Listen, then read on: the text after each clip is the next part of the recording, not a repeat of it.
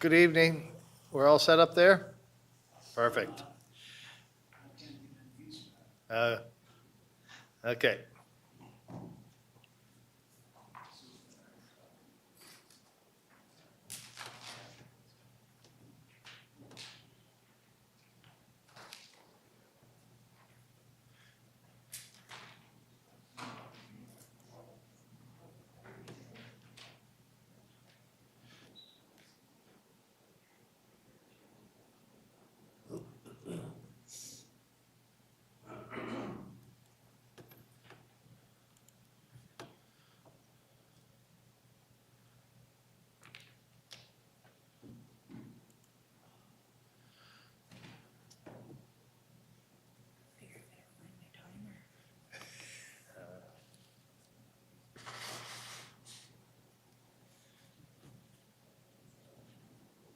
What's she trying to do? Get him online?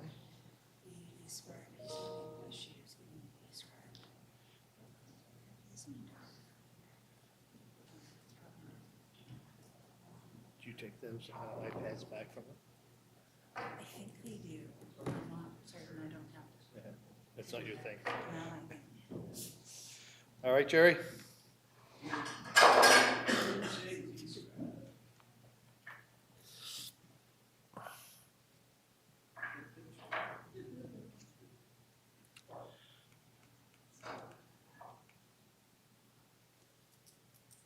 Okay. So good evening and welcome to the Planning Advisory Committee for Wednesday, May 20th.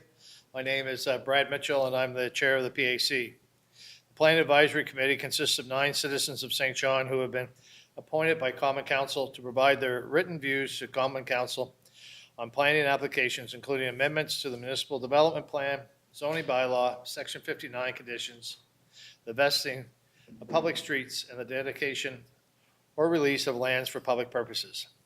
In addition, PAC is the decision-making body for applications, including subdivisions, variances, which we're going to see tonight, conditional uses, similar and compatible uses, and temporary uses. Our opinions and views are our own. PAC meetings are public meetings which are live streamed on the city's YouTube channel, with the recording being available for public viewing. This is a safe space, and we ask for everyone to conduct themselves in a respectful manner. Should anybody interrupt the proceedings, they will receive one warning. Should disruptions continue, they will be asked to leave the meeting.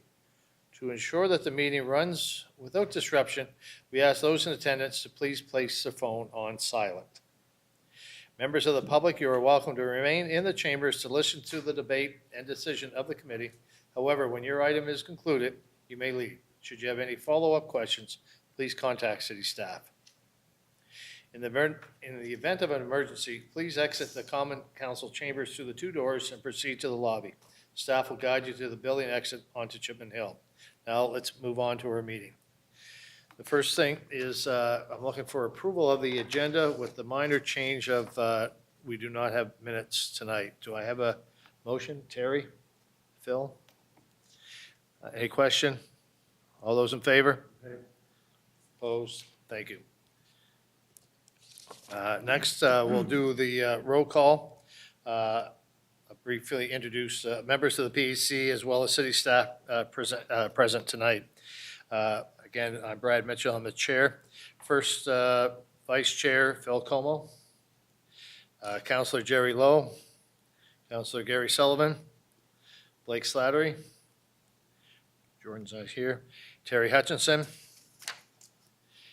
and where's Peter? Peter Corfield. Just jumped over your name. From the city, we have Bill Mackey, Jennifer Kirchner, Yerva Matson, and Roseanne George. Thank you. Do any members of the committee have any conflicts of interest on any items in tonight's agenda? I see none. Thank you. So before we get into the first item, I'll provide an introduction for each application, which will be followed by a presentation by city staff. The first 3 items on tonight's agenda will require public hearings. Upon completion of the staff presentation, we will proceed to the public hearings. Public hearings will provide an opportunity for the applicant and members of the public to address the committee. Each speaker will have 10 minutes to present and must indicate their name before proceedings. Please note the committee members have read all letters or comments submitted to this meeting. We will start with requesting the applicant approach the podium, state the name, and indicate if they are in support of staff recommendations. They can then move forward with their presentations. Members of the committee may ask the applicant questions at this time or request. They will return to the podium to respond to any comments that arise during the public hearings. Members of the public are then invited to the podium to address the committee. We ask you to avoid repetition of concerns or viewpoints. If you have a large group, we encourage the delegation of a single representative speaker. The committee may have questions for you following your address. After this, the public hearing will be closed and no further comments may be made by the public or the applicant. At this point, there may only be questions or clarifications to city staff by the committee. Item 5.1, the application is located at 115, 119 Hazen Street and 123 Hazen Street. The applicant and landowner is Babu Mula. This is an application for PAC variances to eliminate the on-site parking requirements for the two adjoining properties. The committee's jurisdiction on this matter is to render a decision on the proposed variances. I'll now ask Roseanne George to give us staff recommendations. Good evening, Chair, Vice Chair, Councillors, members of the PAC, and City staff.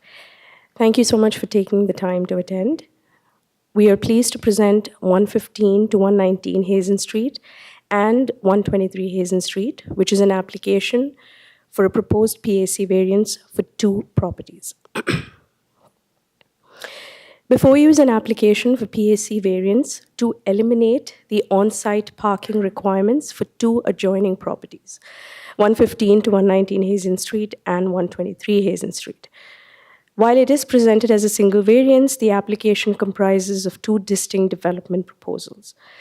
For 115, 119 Hazen Street, which is illustrated by the blue box, the applicant proposes to convert the building to a 17-unit residential use, and this residential use is not permitted in the local commercial zone, and the proposed density exceeds what the surrounding urban center residential zone would permit on the lot.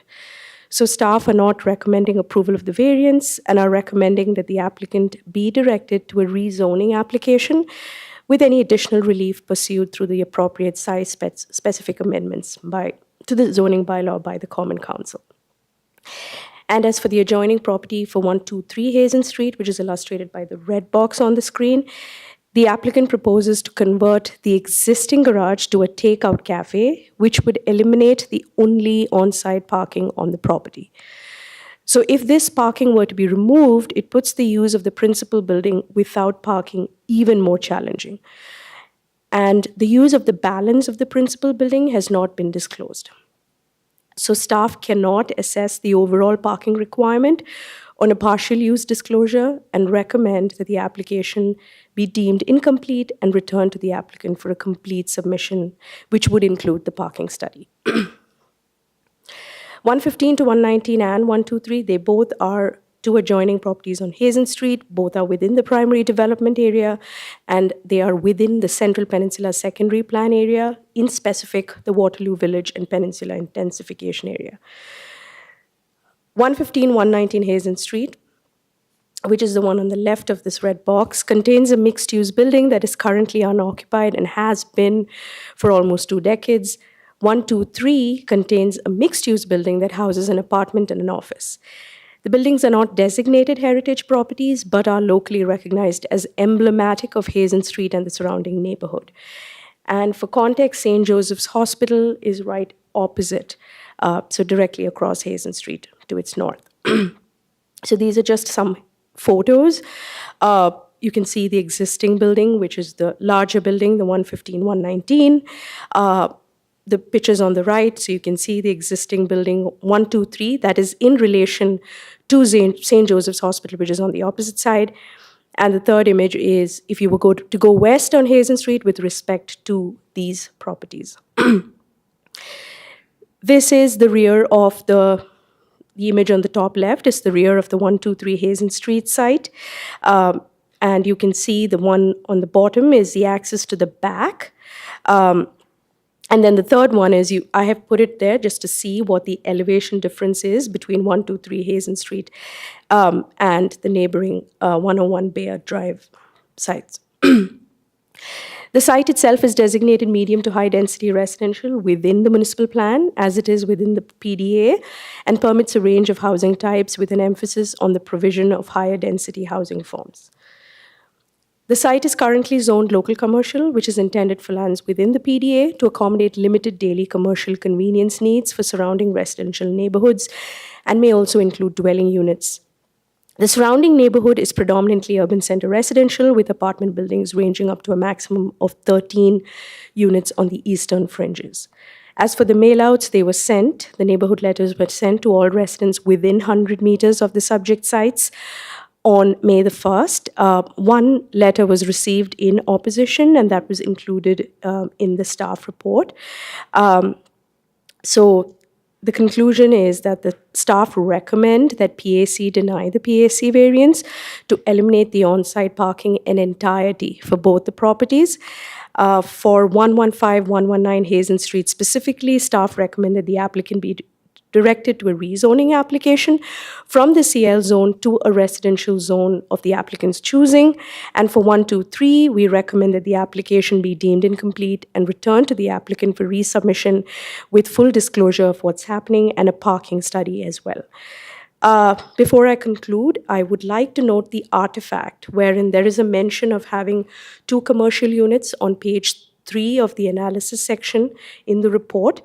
This was the intention previously by the applicant, but has since been changed to having no commercial spaces, which is why we are proposing for a rezoning. So that's the only note I wanted to make. Thank you. Thank you. Staff or committee have any questions for staff at this time? Thank you. Chair. Go ahead. Sorry, Phil has a question. I'm just wondering how many parking spots behind that photo? I couldn't tell by driving through there. So there are no legit parking spots. It's just a vacant area of that land. So there's no legit parking spaces there. So it's just like, when I went there, I just saw some random cars in there.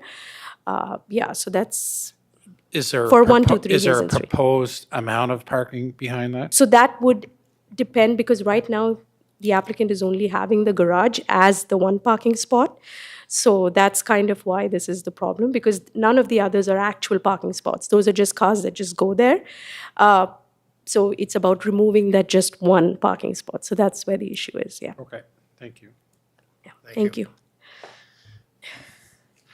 At this time, Bill, I'll get you to speak a little bit later, if that's okay. At this time, we'll call the applicant. No, Oh, sorry, got a Jerry has a question. question too, sorry. are you telling us there is no parking behind that building? There is no There's no legislated line parking. But there's ample space for parking. There is There's ample 2 cars space, there so they now. would have to get an easement, or they would have to get an agreement with the neighboring site in order to get down access the the- back of the site. That's right. Yeah, They'd have to get an easement to come down the driveway into the parking area. Yeah, The because- parking area belongs to the building that sits in front. exactly. So that access as well is part of the adjoining lot. Correct. So it's not enough, there is not enough space on the side of 123. No, I understand that, yeah. but there's definitely parking behind this building. There are people who park, that doesn't mean that there is parking. So there, Explain that one. so from what I understand, in the context of what's going on those sites, there were parking issues long from what is on the system from 1960s.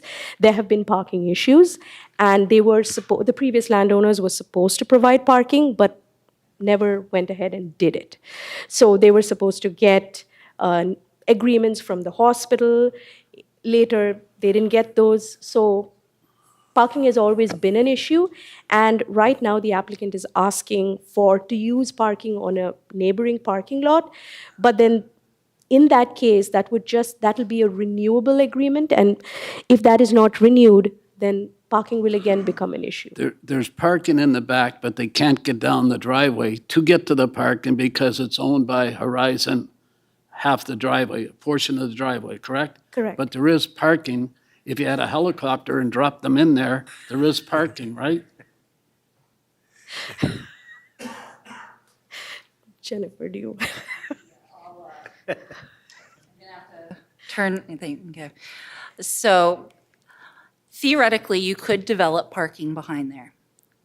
But there is not a physical way to get in there because part of that driveway is not owned by the property owner. Totally understand, Yeah. but there's parking in back of these units, except right now, they can't get there because part of the driveway is owned by Horizon and the other is owned by the gentleman that's trying to get what's going on here, correct? Parking was, so what I'm trying to say is there's no legal parking spaces. They were never, it's just a vacant site at the back. I've been there. Yeah? So that's what's happening. So they were supposed to provide parking, but they did not provide parking. So it's kind of like if you have a vacant site, it just doesn't mean that almost anybody can park anywhere, right? So that's what's happening in this scenario. But if Horizon agreed that they Correct. could have access to the back of the units, then there is parking there, correct? If yeah. they were to gain a access agreement that is registered on title, a parking design could be laid Yeah. out for back there, and we could That's all I ask. consider how many stalls. But Thank- for the purposes right now, there is no way to legally access the back of it, so we cannot consider. And there is no parking Parking design as spaces. well. So there is no parking space. So they'll have to do both. They'd have to give us the site plan with the parking design and the access. It's both of them. Okay. Thank you. Yep. At this time, I'll ask the applicant to come forward, and if you could state your name and whether you're in favor of staff recommendation. I'll remind you that you have 10 minutes. Hi, good evening. I'm Babu, that's Namola, and I own that building, 115, 119 Hazen Street. So,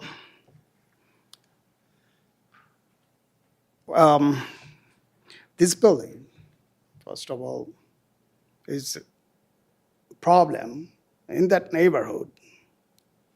I want a solution directly. Lots of complaint from the neighbors every day. I have lots of pictures. And had a fire last February, this year.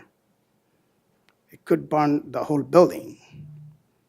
But fire service came very early, so they stopped the fire. Now, every day, the people get in this building, and I'm putting boards everywhere. It doesn't work. So I'm trying to develop this building to be nice to the neighbors, and it'll be nice for the neighborhood. Also, there will be 6 affordable units, and it'll be better for the community, I believe. And hopefully, the committee will approve this permit for the parking issue I have for the variance. And in fact, bylaws 4.21A, it doesn't require any parking, I believe, if you go through that.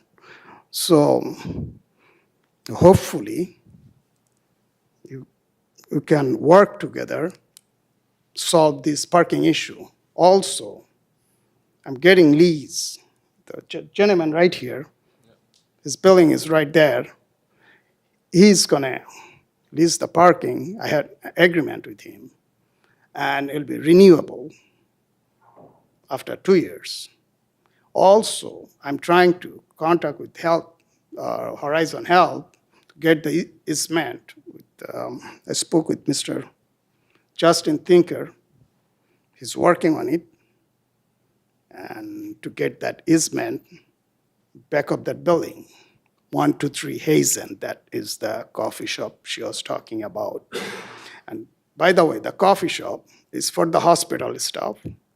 It is not people gonna come, stop the car and get the coffee. And even though there's a big parking lot there, any customers or anybody want to have a coffee, they can park there and get a coffee. As here, if you go right now, King Street, it's Tim Hortons and other coffee shop. There's no parking. What you do, you park, you go in there, get a coffee, right? Exactly, they're gonna do same thing. What I can say, it'll be a big issue.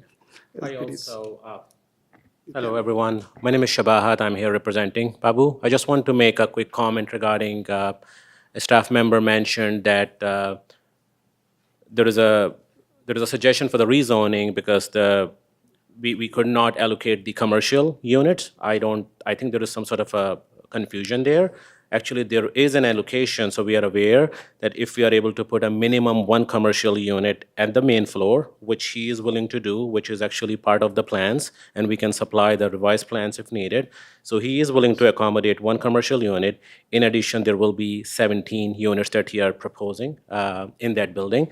And out of those units, there will be more than 30%, which would be affordable units, which is the need. And in discussion with NB Housing, there is a big demand right now, hundreds of people waiting to get the affordable housing. Regarding the parking, like Babu mentioned, there is an agreement already in place. Not everyone is going to need the parking. Not everyone is obligated to get that parking. But if and when someone is going to require off-street parking, we already have an agreement in place, which should be sufficient, and it is renewable. And he is here to give consent to us about that. And same thing, like he mentioned, for the coffee shop, mainly it's for the staff who is working in the hospital and for the people who are visiting the hospital. They already have a paid parking over there. Everyone is already parked. So, I mean, there is not even any seating space there. People are just gonna come grab the coffee and go. It's a tiny space, I don't know, just a few hundred square feet. It's not big. So that's what we are requesting for. At the end of the day, it's been long time since that building is not developed. There has been fire a couple of times. There has been an issue with the homeless people there, and it's not helping anyone. This gentleman has already put a lot of his hard-earned money into that building. He's trying to put more to develop it. We are willing to oblige with whatever the requirements are from the city, but we humbly request to please grant us the approval. And for the parking issue, there is a solution. However, we do not feel that's going to create a big issue. However, if and when someone needs the parking, he's working with the Horizon to get the easement, plus we have the off-street parking arrangement with this gentleman as well. So that's all I wanted to say.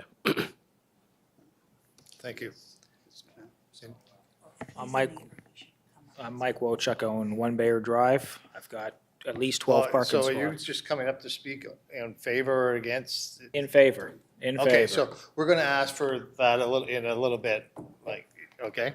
But I do have a quick question. You mentioned that you could put commercial Yeah. on the ground floor, but the plans show 17 units, but you don't show the commercial space on that main floor. We have the updated plans. So basically, the architect who was engaged on this project, there has been a change because, due to some personal reasons, I think we would have to work with a different consultant. However, we do have the revised plans where we are showing the commercial unit on the main floor, and we can supply that, today via email or whatever is needed. But yes, there is an allocation. He was informed that, there should be a minimum one commercial unit in there, and which we will oblige to. Thank you. By Committee the way, members, have sorry. any questions? I do. Through you, Chair. Can you tell me where you are in your application arrangement for the affordable units? Like, Yep. Have you started the application process? Do you have an agreement with the province yet? Where is that? We do not have the formal agreement yet with the province. However, we have had conversation to understand if there is a need from the province, and yes, there is definitely a need. But there is a formal process that can only be started once we have the paperwork ready. For example, the finalized plans. Of course, it has to be proper zoned, and there should be no objection from the city. So this is the first step before they even entertain our application. Because if I go to them like this unprepared, they will say they don't even know because cities has not allowed you to do the development there. What are we approving you for? Yeah, But we have had preliminary discussions with them. They want more affordable units in the city. Certainly, we want more affordable units in the city. However, if we grant this variance tonight and send you on your way, what guarantee do we have that there will be 6 affordable units in the building? We have all the intention to do it because that's what we want to do, and we will start the process with NB Housing right away. There is a few months processing time that's going to take. I mean, unless there is some sort of, they have a budget issue or something that I'm not aware of, that's a different story. But we can give the consent to this team, to the committee here, that we are fully able and willing to do 6 affordable units in the building, and we're not going to be changing the course. Thank you. Yeah. Councilor Lowe? Do you own the buildings? You, do Yeah. you own it? Yes, You already bought it? yes. Okay, and the reason I ask that there's so many people drift in here from Ontario and out west that get us to rezone things and then put them up for sale. They never did own it, and I appreciate that you already bought it. That's real important to me. I agree with most of the stuff because I think there is a parking in back.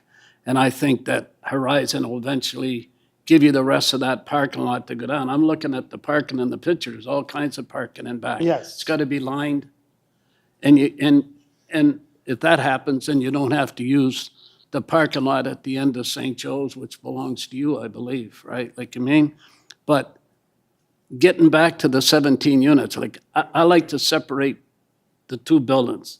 Forget about the 125 for a second. Let's just talk about the building that was burnt, that as a counselor for the ward for the last 10, 12 years, I've had nothing but complaints about that building.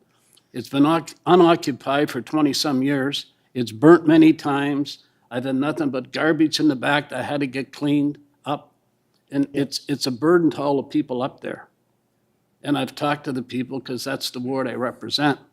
But what staff is telling us is that that zone has to have a commercial on the bottom floor before any of these units can go above the bottom floor. And the plans that we got don't show commercial on the bottom floor.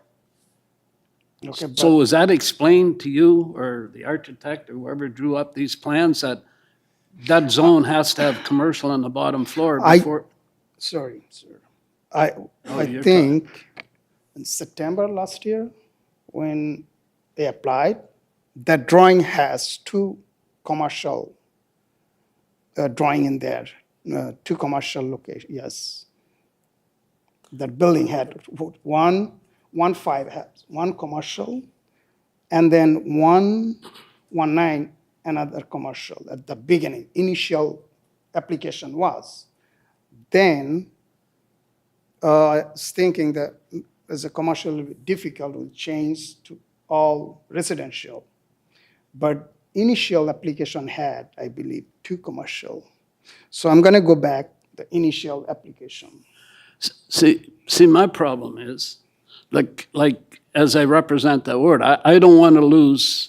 I'm sick and tired looking at that place boarded up for 20-some years, unoccupied, can be occupied, and Counselor said about, there is a problem with the affordable because we've had people come here before and everybody wants to say affordable now because they know they can get through PAC a lot easier. And then nothing ever happens afterwards. They don't build affordable.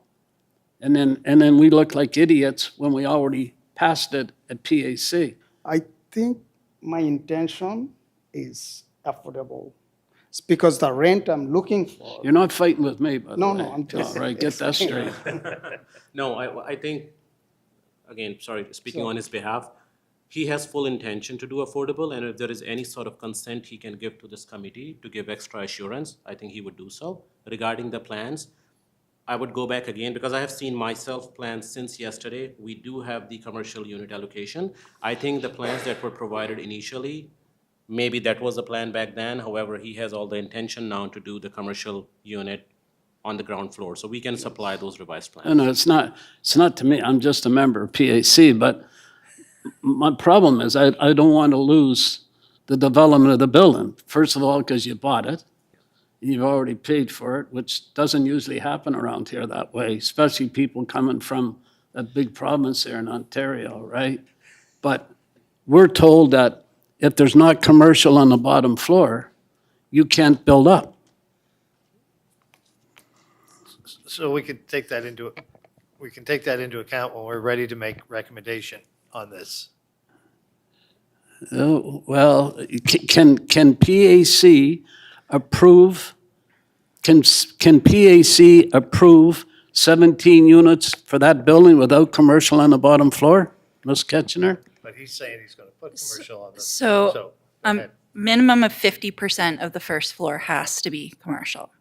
So right now, the plans that we have do not have the commercial. So we would be required to see the commercial layout for the main floor, and be able to have, for example, building comment on it, because I believe there are some requirements for accessing in mixed-use buildings to verify that the layout would work and that it would meet the 50% requirement. That's the point I'm making. So if. Thank you. Any other committee, Phil? Sorry, I don't mean to beat a dead horse. However, I think I heard you mention something about talking with Horizon already about the parking. Yeah. And I didn't hear how that went. So that would be my question one. I'd like to know how that went. If that happens, has anybody planned out, has your architect planned out how many parking spots would be in the back? If we flew somebody in with a helicopter right now, how many spots could we get out of that back spot? Because it doesn't show, it shows a good amount of room, but it doesn't show how many spots we could get. So that's question number two, is did somebody plan that out and how many did they plan? Question number three was, you have a backup plan that you can use parking down the street on Bayer Drive. I think this gentleman is going to talk about that a bit later. For all 17 units would be my third question. And yeah, I think we'll stop there. I'll try to answer some of them, and I think he will answer some. So I'll go the reverse order. Number of parking, I believe you have granted us approval for 12 parking spots. So yes, there are 17 units, but he's going to give us up to 12 units. And that is a renewable contract. In 3 years. Yes, every 2 or 3 years, I believe, right? Yeah. Okay. No, we have not mapped the number of parking spots. The other question that how many parking spots will be, but that's an easy exercise. That is something we can do and we can supply to the PAC. Do you have an estimate? I don't know. Can you give them an estimate, like how many parking spots there will 12 to 14 or 15 around be? At the there. back? Yes. Okay, On a lower side, 12, I would say. okay. Yeah. Fair. And who are you in touch with Horizon? Yeah. And then the Horizon, Horizon, yes. how does that meeting Mr. go? Justin Thinker is working on it. And he sent some email, but they're gonna, Okay. didn't reply it back, so it's gonna come back something. All right, so you're just speaking through email for now? Yes. Okay, very good, thank you. Thank you. Do we have any other questions at this time for the developer? Derek? Just wondering, have you commenced your rezoning application? No, because our intention was not to rezone. Our intention was to allocate, like Jennifer mentioned, like 50% of the area of the ground floor as commercial. So that's what we intend to do. And we can supply those revised plans. And, we would be grateful if we can, I don't know, if we can get the conditional approval basis that, we are going to be obliging to what we are promising here today. Thank you. city staff, and I'm not sure if I'm out of line right now, or Why don't we should I wait? Sure. Do that in a moment. Wait till we, yeah. All right, city staff, go ahead then. All right, so I just want to know if they're going to keep the zone that they have now, which is one commercial per, and we don't have plans for that. Is there a process to pass that tonight with you folks getting the updated paperwork for that? Or would that just require coming back to PAC altogether? I would say it would require an updated or new application. Staff have only assessed the proposed solely residential building. So an updated plan so that we could not only internally look at it within planning, but also other service areas to get their feedback and comments would be necessary to be able to determine if it complies with the local commercial zone, what impacts or changes it might have to parking, and if there are any other requirements that might be needed from other service areas throughout the city. Okay, thank you. I love what you guys are trying to do, really do. Thank you. Yeah.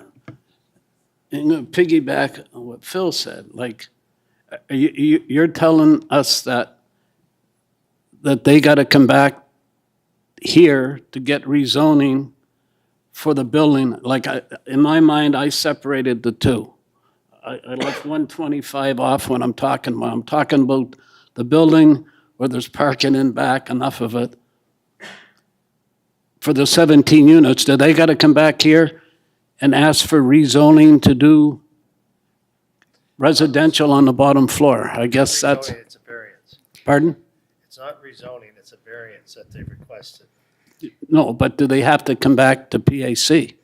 I'm saying kind of the same thing that Phil's saying, but do they come back and ask for variance to have residential on the bottom floor? Because I don't think they want to do commercial on the bottom floor. They probably want to do commercial over the next building.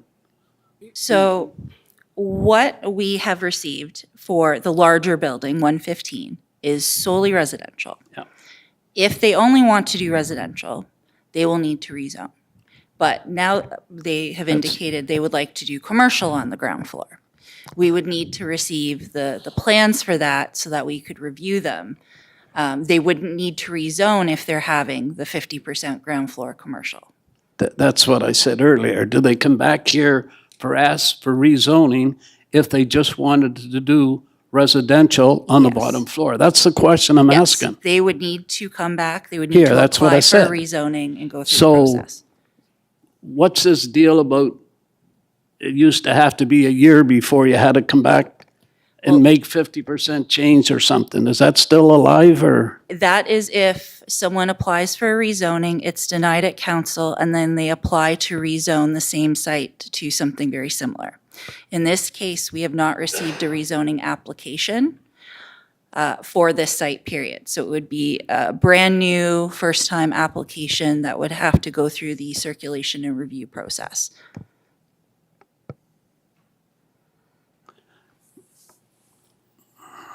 Yeah. So do they realize that if they wanted to do residential on all 3 floors and do the 17 units, they got to come back to PAC here? Correct?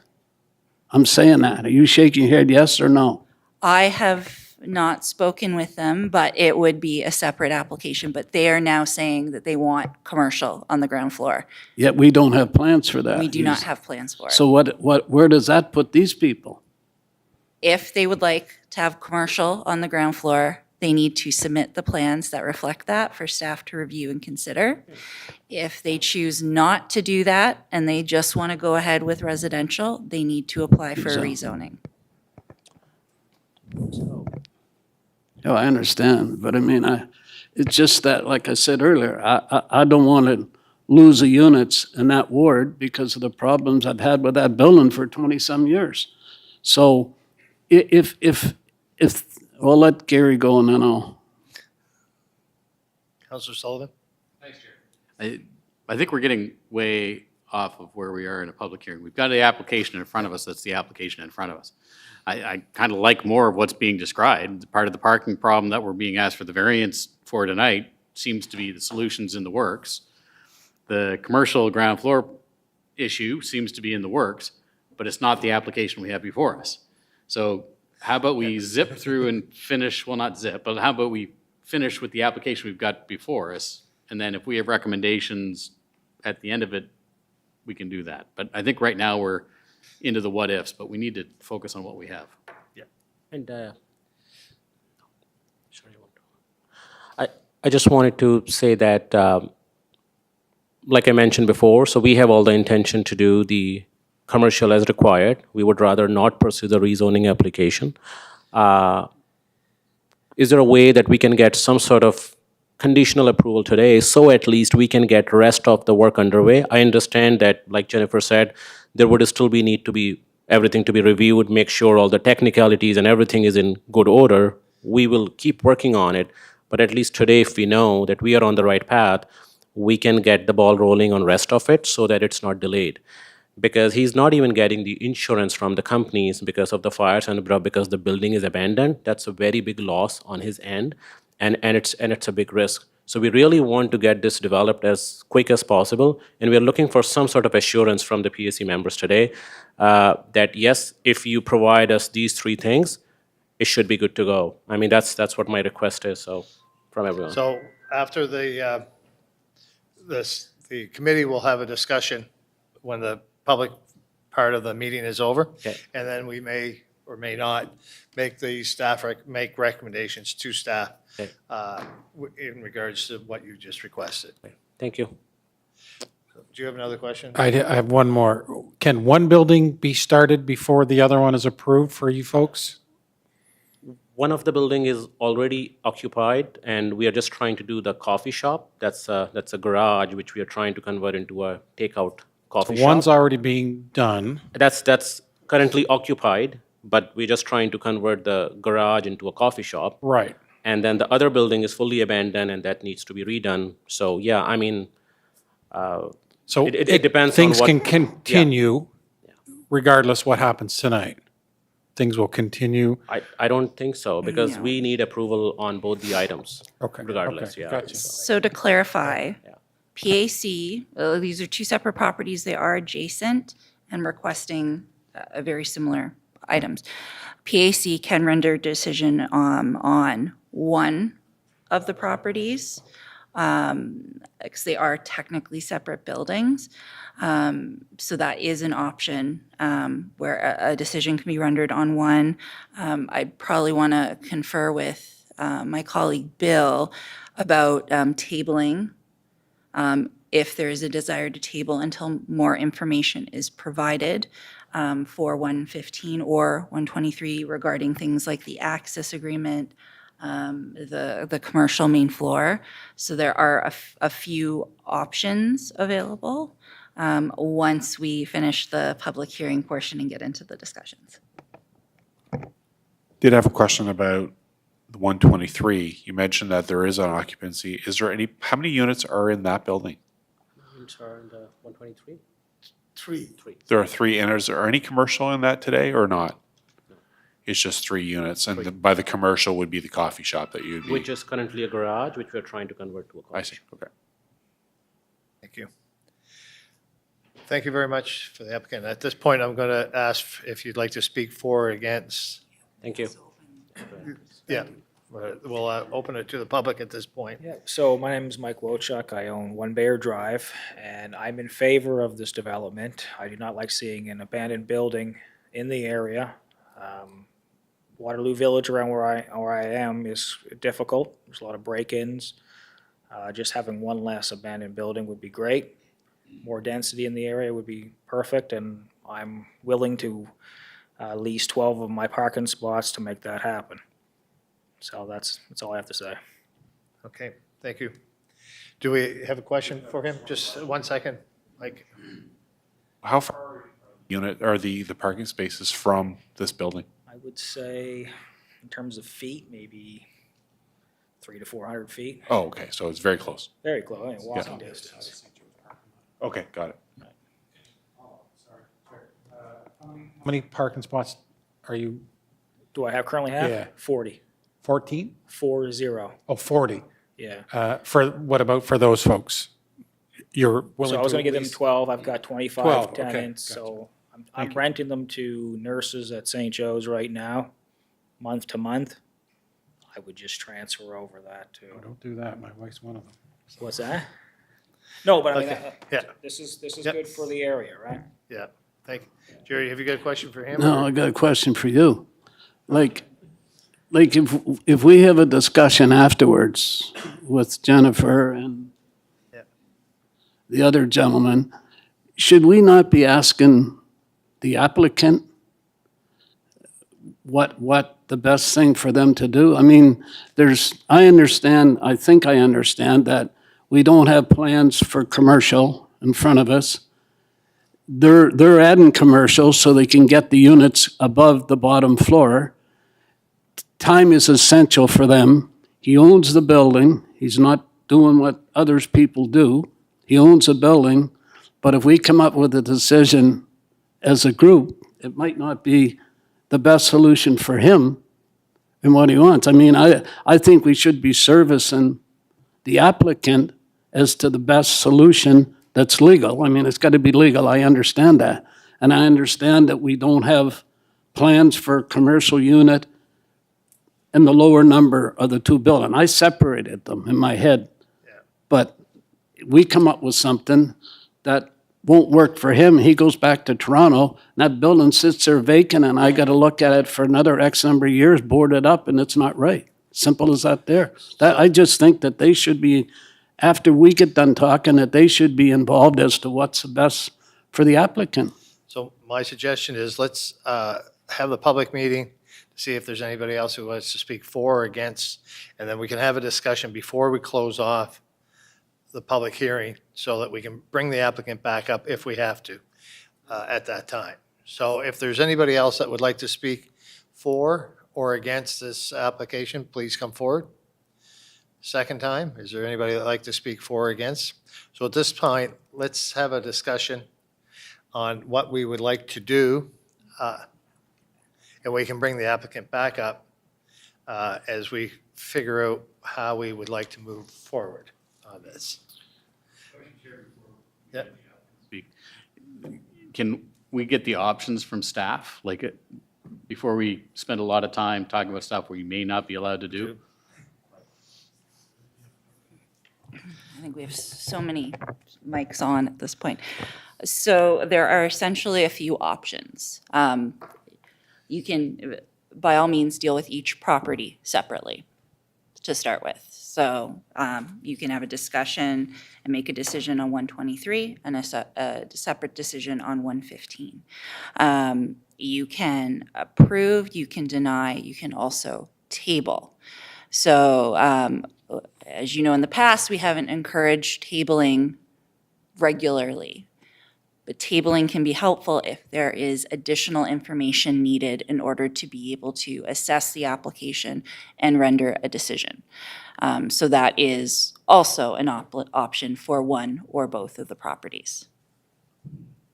Sorry, Chair, follow-up. Just on process, like,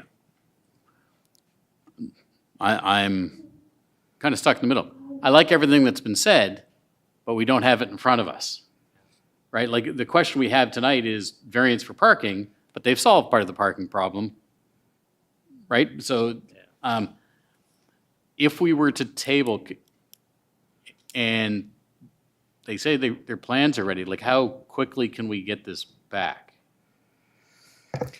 So staff would have to have a discussion because we may have to re-notify the neighbors if it's going to be on an additional packet, and depending on how quickly we get the updated plans and if we have to circulate them for feedback.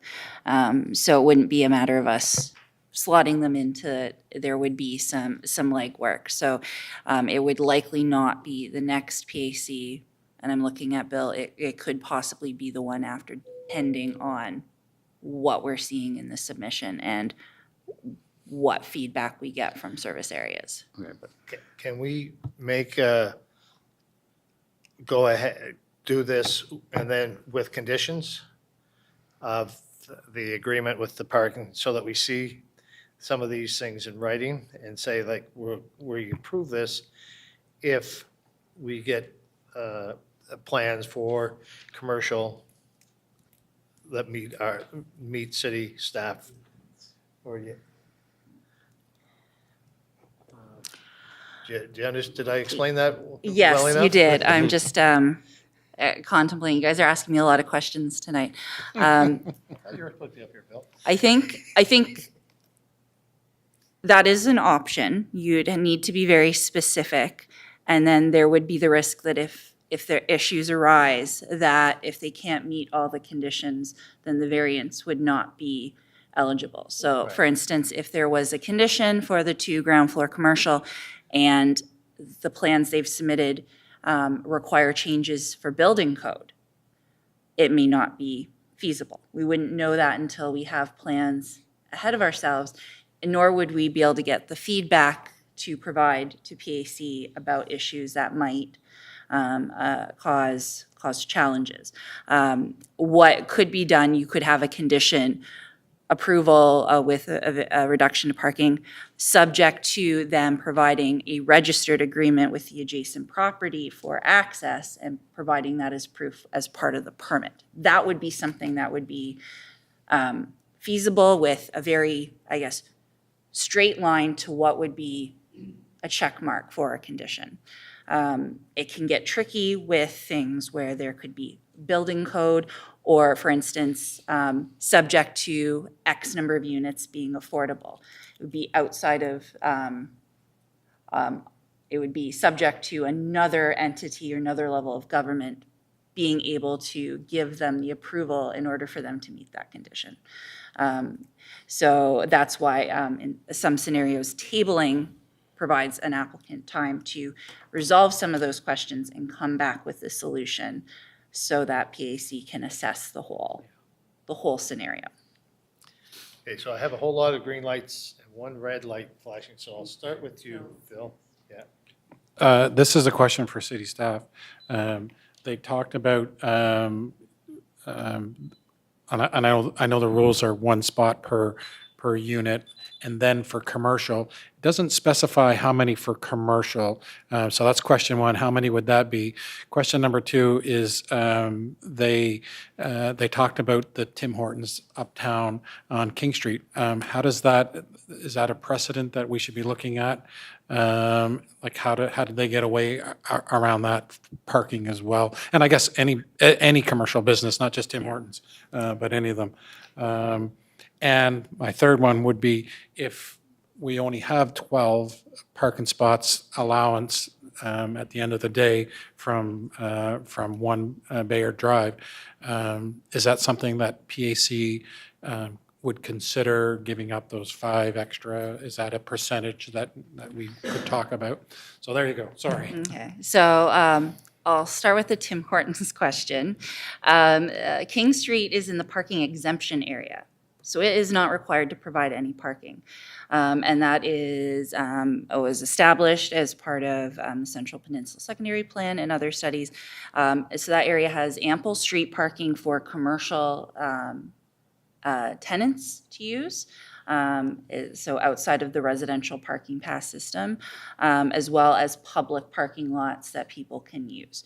So it is, while in somewhat nearby location, a completely different planning and regulatory context. Commercial uses, there isn't a blank 1 stall to X number of square foot. It depends on the intended use. So for example, a restaurant is going to have a much higher parking need than, a very, I don't know, a psychiatrist office that has 3 psychiatrists. It's going to have completely different parking requirements. So until we know what the actual commercial use is that's intended, we wouldn't be able to determine the parking requirement for that. And the third, regarding off-site parking, That is not something that traditionally has come to PAC for consideration because there would be no mechanism for PAC to register anything on title ensuring that off-site parking is perpetually provided. It would be challenging for that purpose. So a variance could be granted subject to X number of parking stalls being provided off-site at X location. But the ability to regulate and monitor that long-term would be difficult because it would require a copy of an agreement to be provided either annually or biannually to the city to verify. And if at such point an agreement no longer exists, you'd be almost in a situation where I don't know if you'd go down a stop work order scenario, but the use would no longer have the parking. It would be very difficult to cease the use once the use is in place. We've had very few scenarios where an off-site parking lot has been provided, and those few times it's typically been mechanized through a rezoning process for the parking lot with a Section 59 condition tying the parking specifically to another site.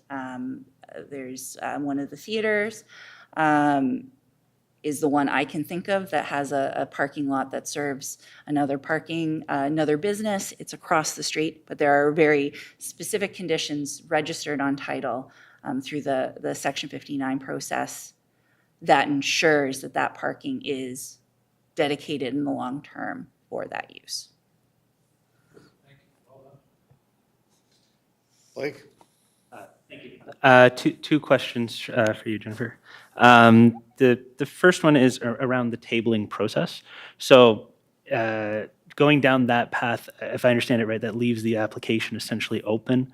That would allow staff to look at the new plans and then revise recommendations and all that before it comes back. And would that follow a similar timeline to submitting a whole new package, or would that be quicker? So it would probably be a little bit quicker, but it depends what type of material is being requested. So for instance, if it was tabled and part of the tabling was, we want to see an agreement with the adjacent property owner. Mm-hmm. It would really depend on how long it takes for that agreement to be created and agreed upon. It could be quick, but it could take several months.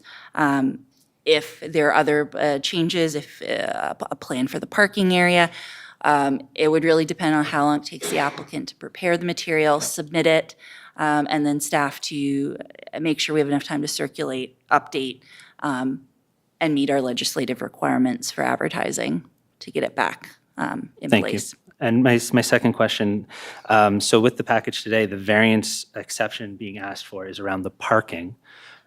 If that were to be approved today, there's no statement being made about the actual designs in place for the building, which right, we passed that already around the residential versus no commercial and everything.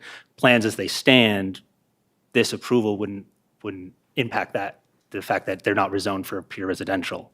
So they wouldn't necessarily be able to move forward with or without an approval here today on what's being asked because the building currently isn't being zoned and they're not asking for an exception to the zone for the no commercial. Correct. So they're solely asking for a reduction in parking. Right. So a decision can be rendered on that. The understanding, however, though, is that at this point, what is before PAC is a purely residential building, which does not meet the zoning standards. But approval of the variance isn't also approving that design. So it would not be approving the use, it would be approving the reduction of parking. Okay. But I would say you would want to word the variance very carefully, the resolution, to make it very clear. The parking reduction is associated with a specific thing, subject to the integration of the required ground floor commercial, meeting other requirements, building code, and if there's any other conditions that. Right, so with that wish. approval in place, like if I was to understand this process and you want to come in with the commercial, they would then be in zone and could proceed with other design, back to staff essentially, no need to come back to PAC, at least not yet. Yeah, it There'd be would, nothing outstanding for PAC. yeah, as long as what is submitted meets the All- requirements and no Happy additional, path. no additional items are raised that may require Okay. an additional PAC approval. Thank you. One second, let Jerry ask a question, and then we'll come back to you. So Jennifer, no matter what happens tonight with parking, they cannot start building the 17 units. That's what you're saying, correct? Correct. Okay, correct. Regardless, they need a building permit that it has to be signed off on all the service areas. But And- because their plans that they have now do not show commercial on the bottom floor, therefore, no matter what we do with the variance and parking, they cannot start tomorrow, or they can't get a building permit and start tomorrow. But they should, pardon? With the plans. that- Right, no, I understand.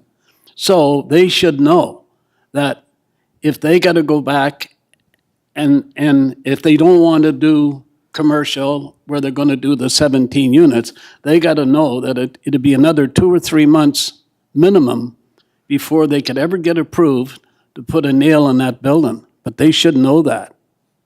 And the way I look at it, that's definitely not what I want. And you're telling me there is no way around it, that we can do anything tonight, that they can get a building permit to start that building that is all boarded up, and has been boarded up for 23 years. That's really what you're telling me, Jennifer, right? So until we have a building permit that's been reviewed and signed off on all the service areas, they would not be able to be in work. And that would be for any project across the city. No, but because it's not zoned that way is what's wrong. It is not zoned for residential on the bottom floor, am I correct? Correct. And So, they- so therefore, if it's not zoned for that, then you try to get it zoned for that. You got to come back to PAC to get it zoned, and they have to know that it could be 2 to 3 months before they could get on the waiting list to come back here again so they could start building those units. Am I right or wrong? Correct, but have now since indicated they are going to be submitting us plans with commercial on the ground floor. Does that have to come back to PAC? And if it does, we're talking 2 or 3 months again. Well, we haven't seen the plans. No, so if it's- they turn around and show plans of 12 units above and commercial on the bottom floor, 50% of the bottom floor has got to be commercial, correct? Correct. So if they come in tomorrow and have a set of plans drawn up by the lady that draws them up, they have to come back to PAC, do they not? And if they don't, that's great. Well, right now, the variance that's being requested is regarding parking. Yep. So if a decision is rendered on the parking and worded in such a way that it's reducing it regardless of the use, then they, in theory, may not need to come back. But I cannot presuppose that what we would receive in the application might not have other items that need to be addressed, because until we've reviewed everything, we can't be 100%. The problem is the word may. I mean, they have to know, I think they have to know whether they would have to come back to PAC, which is once a month, you got to get on a list, and you know, you said yourself 2 months, I'd say 3 months, right? But is there any other way around it, is what we're trying to say, I guess. The applicant would like to speak, so I'll let him speak, and then we'll come back and see whether we can get a recommendation. Yeah, I just wanted to say that regarding Jennifer's, sorry, my phone is on silent. I don't know. There seems to be a bug that it's still ringing. So regarding Jennifer's point that how soon we are able to supply the material that's needed. So we already have the signed agreement with the other property owner for the parking spaces. That's going to happen fairly quickly. It's just an email that we can send tonight. What I'm trying to say is that we can supply both pieces of information, the signed agreement for the parking, as well as the revised plans fairly quickly. If there is a way that we can be granted some sort of conditional approval today, so we don't have to wait 2 to 3 months to come back to PAC, that would be the ideal case scenario for us. And what we can do is, of course, like Jennifer pointed out, we still have to make sure that we are in regulation and we are meeting the building codes and everything. So which we will 100% do. But it would be, we would be grateful if we can grant it some approval for the parking reduction as well as the rest of the use, where we can get the ball rolling. We know, okay, this is the plan. All we have to do now is do up the drawings in a way so that it meets the requirements. So I just wanted to say that. Okay, I appreciate that. Yeah, thank you. So at this point, I think we should close off the public hearing, and that way we can have a recommendation and have a discussion amongst committee members that we can make a motion. So at this point, I'll close off the public part of the meeting. Okay, thank you. And now we'll, thank you. And we'll come up with a committee discussion and if recommendation, if somebody wants to write out or say a motion on how you'd like to move forward on this, make it as One more clear as question for possible. Jennifer. Thank you, Chair. They have three units already. Are they required to have 3 parking spots right now? So dwelling units would require 1 parking space per unit.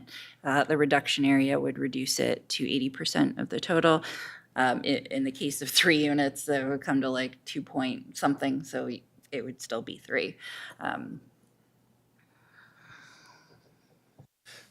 So I am looking for a motion or more discussion.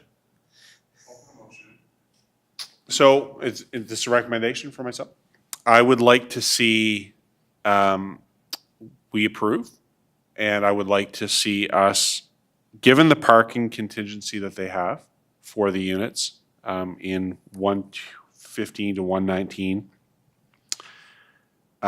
with the need that a restriction to this subject to an updated plan so that it doesn't essentially stop you from proceeding. Red tape is not what I have in mind as a good time. 60 days or possibly 90 days to put a nail in a wall is a long time, I think, especially given the situation.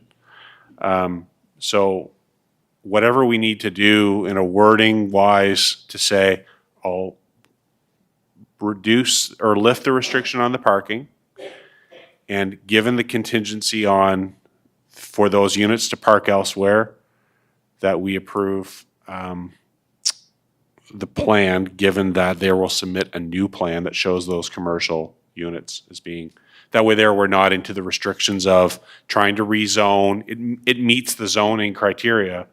It's just that we need an updated plan.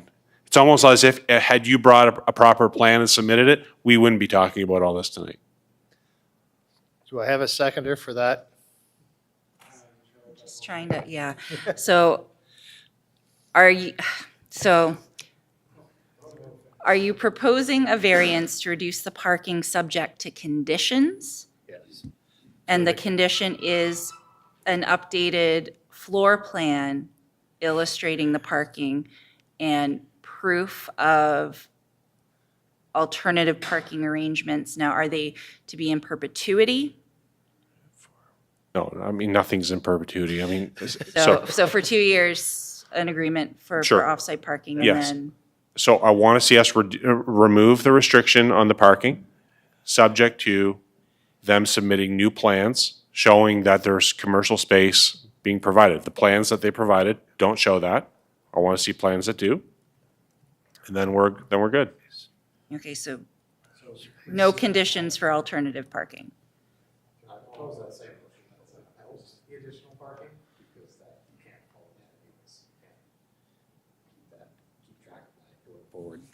That we've asked for like 2 years. So I think Peter is indicating, the only condition he wants is updated floor plans. No? Parking, I want a parking agreement for 2 years. I want to see that, and I want to see an updated plan, and then I'm good.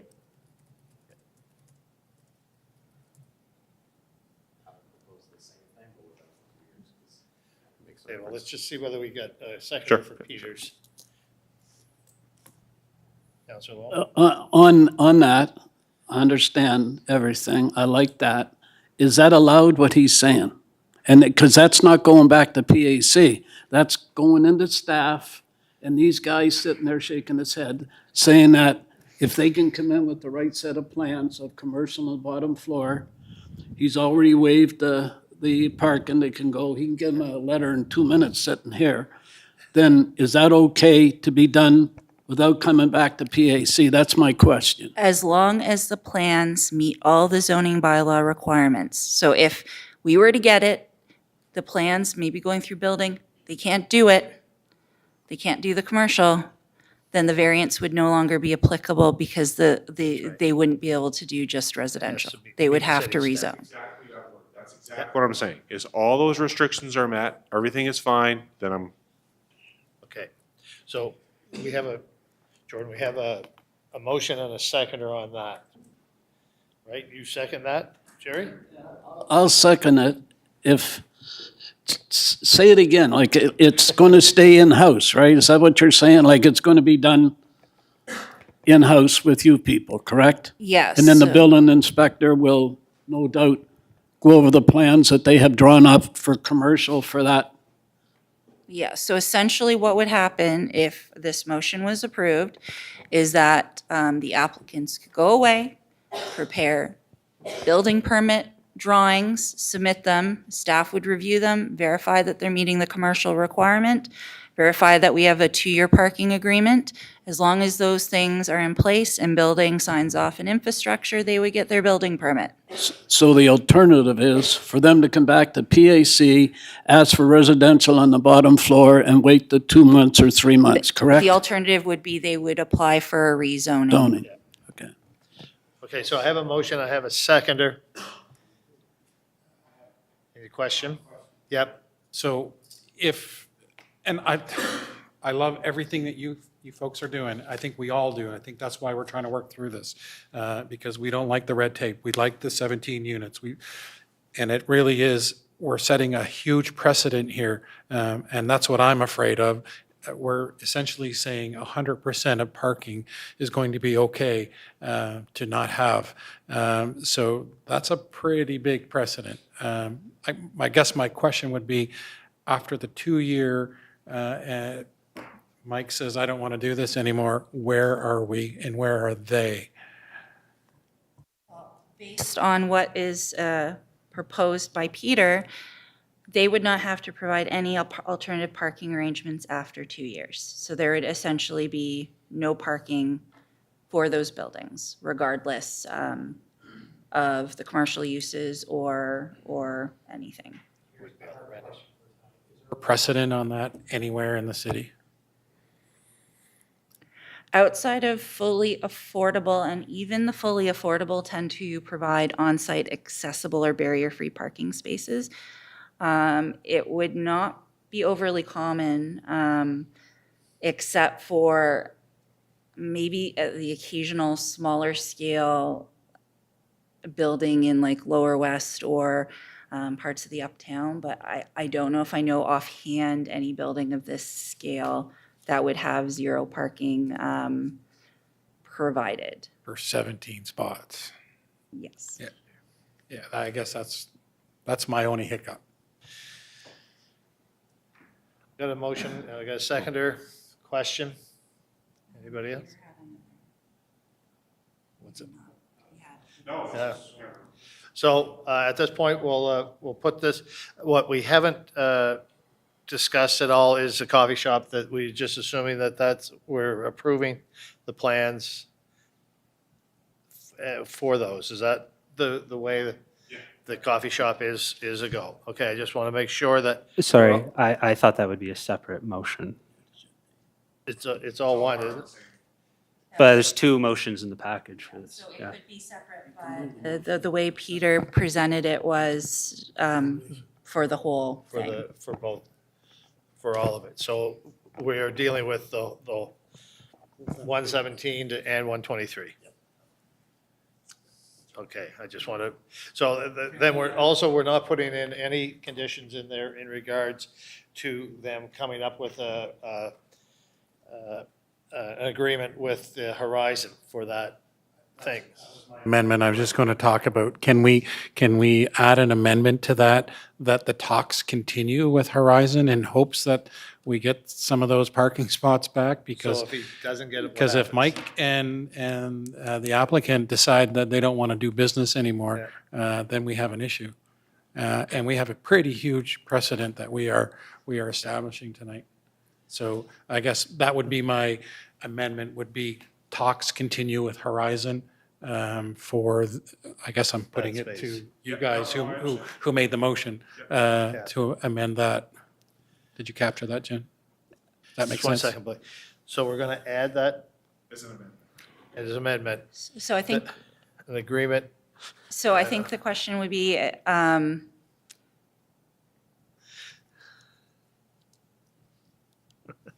condition saying talk should continue, may not, Yeah. may be a little open-ended. One option would be that the applicant provide written proof from the adjacent landowner regarding either agreement to creating some sort of cross-access agreement, or a letter indicating they are not willing to proceed with it. So something maybe in writing that indicates that for one way or the other, a resolution has occurred. And that way, if you could have in the condition that if the agreement is reached, that an easement be registered and that a parking plan meeting the zoning requirements be submitted and form part of the Right. permit applications. Are you okay to add that to your motion? Yes, sir. Jerry, you're okay? Okay, so we have a motion with a amendment? And can I just throw on another amendment, perhaps? For the zero parking spaces, I mean, one of the things we mentioned earlier, but it hasn't come back up again, is the affordable housing conversations with the province. I mean, I'd like to see some kind of stipulation in there around the zoning being approved conditionally on the affordability agreement with the province moving forward. Or, I'm sorry, the variance, apologies, variance, yeah. But we don't, I guess, beyond they- his control. They need, well, what I heard was they need this approval here to show the province that they have a plan, and go through the plans with Jennifer, that they have a permit and a plan and everything else to move forward to get that agreement. And a conditional statement that they have an agreement with the province, I think would be well in line with, I can't ask them right now, I guess, but. So are you saying that if they don't get an agreement with the province, then everything is off the table? Yeah. Because, I'm sorry, we can't, but at this point, like what percentage of applicants to Housing New Brunswick go ahead? I would not be able to guesstimate on that. It really depends on their programming and budget. I like that idea, but my concern is that's beyond, like, that's an agreement between them and the province.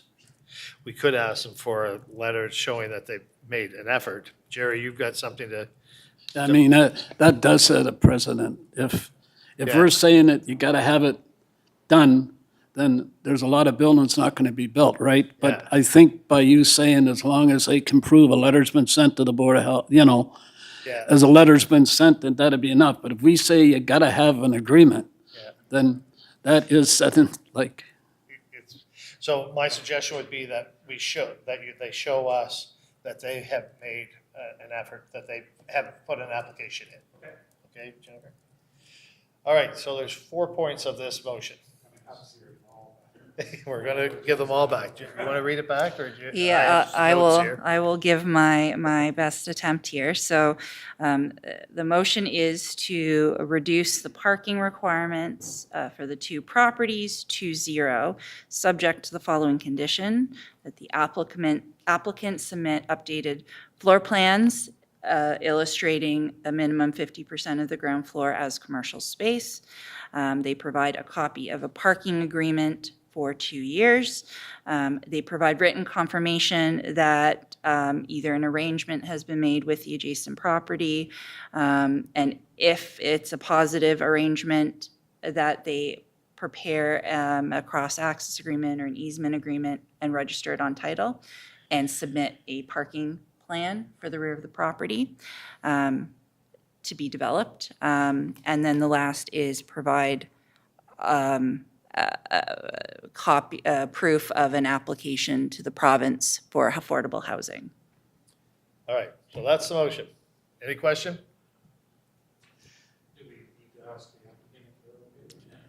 No. You can't now. No.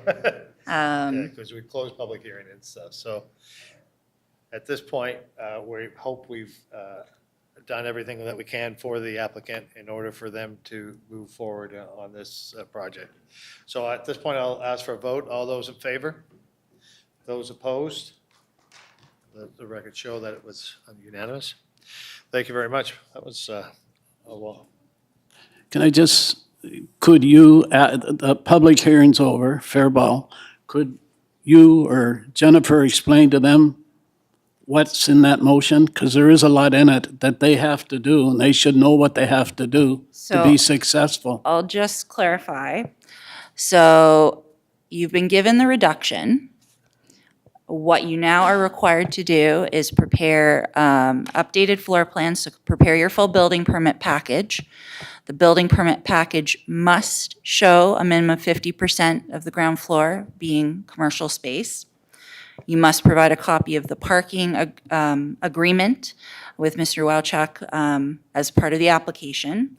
Provide written confirmation from discussions with the adjacent property owner, whether it's Horizon Health or whoever, regarding some sort of easement agreement to access the rear of the property.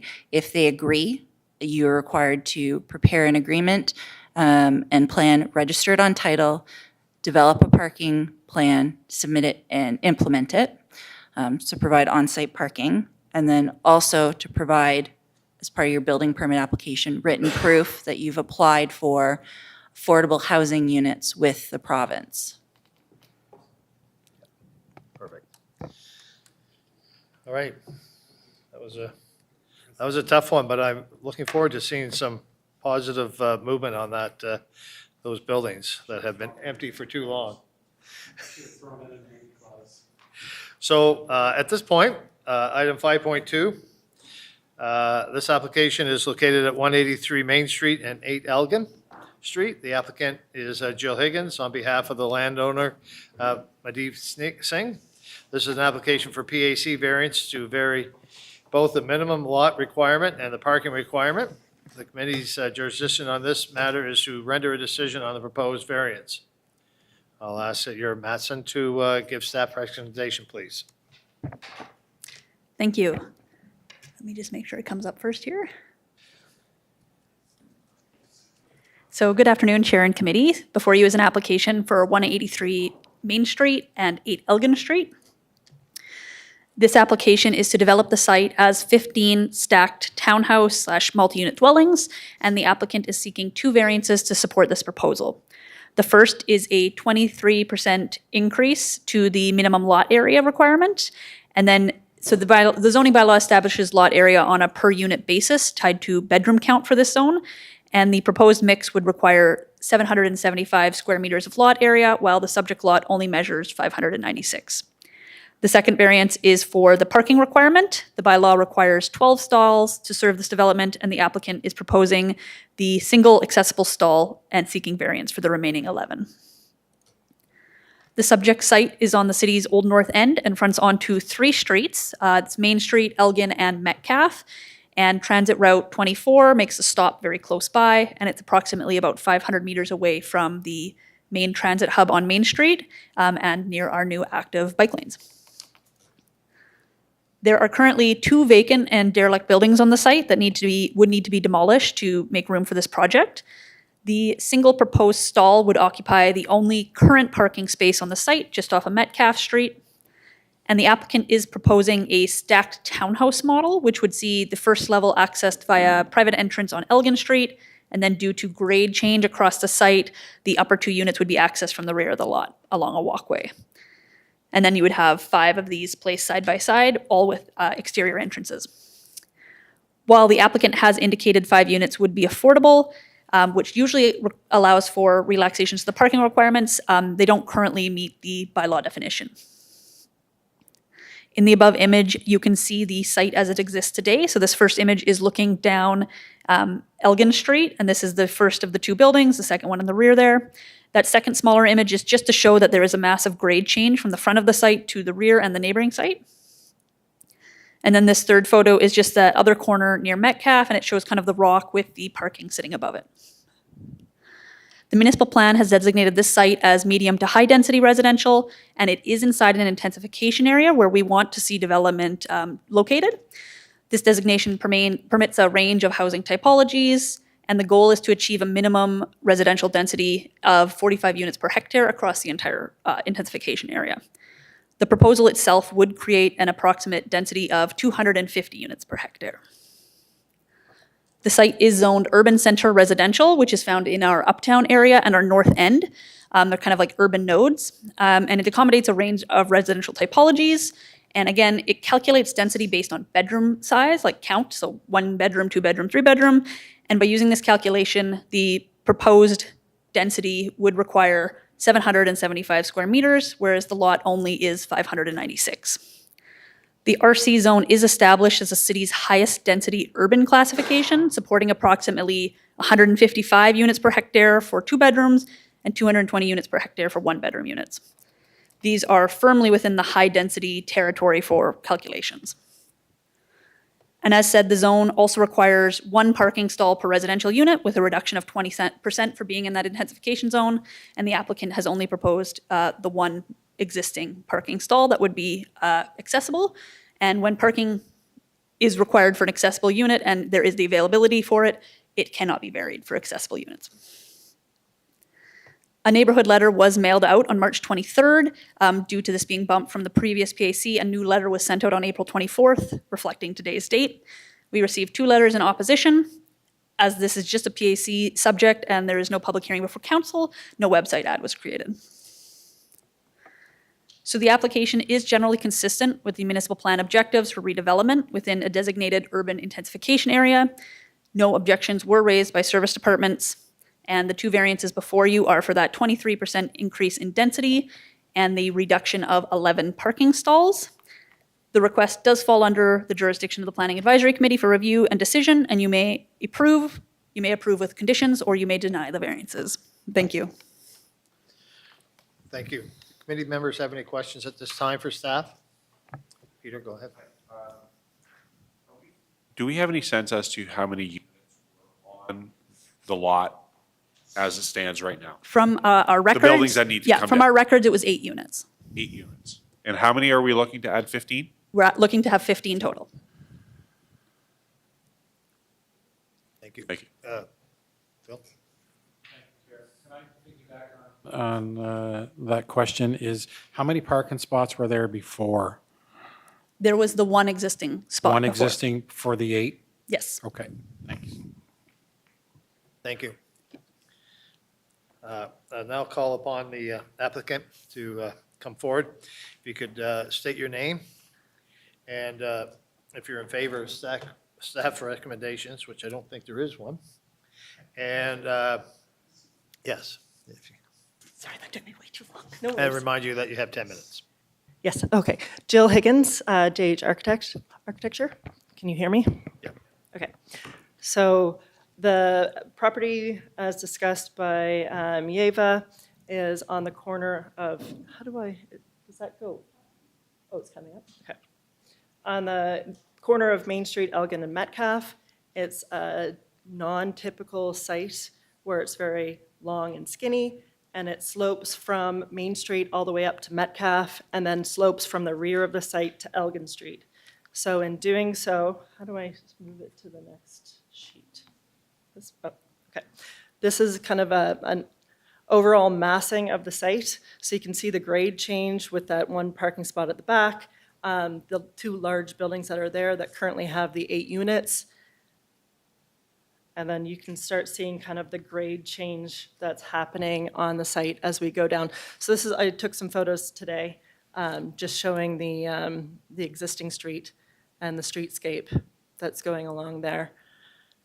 And then that's the Main Street facade. So they're in a pretty bad shape, so my client plans to demolish them and build a new proposed property project. So this is just a sketch showing how the existing 2 buildings from a massing point of view on the existing site.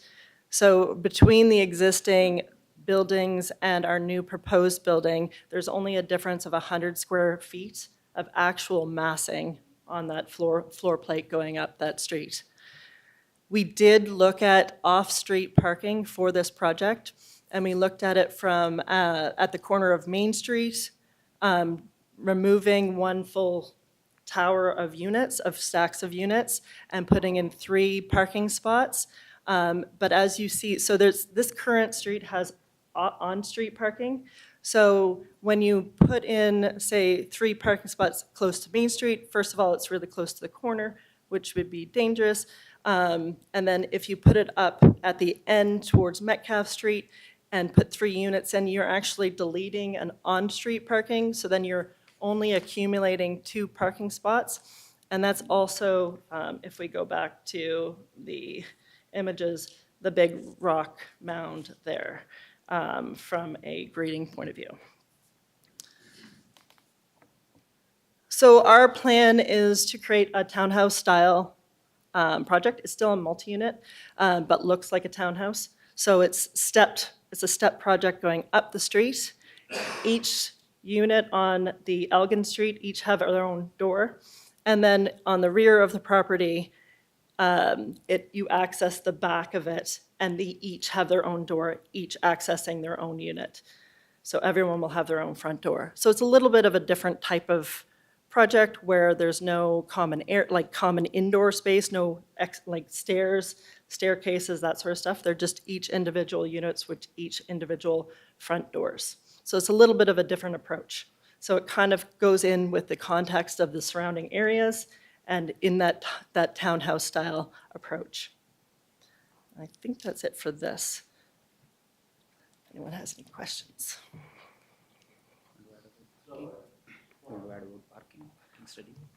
Oh, Members have, sorry. would he like to speak, or? No, and I'm just going to add one more thing. We did have a parking study done, requested by the city, by CBCL, an engineered parking study for the area, and it came back favorable for not just our project, but also other proposed project by somebody else in the area. So it showed that both our project and another project had sufficient on-street parking for both projects, not just ours. Thank you. So do committee members have any questions for the applicant? Blake? I might have missed in your presentation, but where is the one accessible spot going to be? Can we go to the floor plans?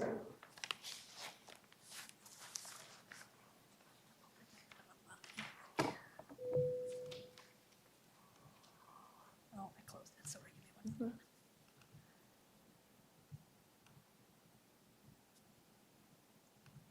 Can we zoom in now is my question.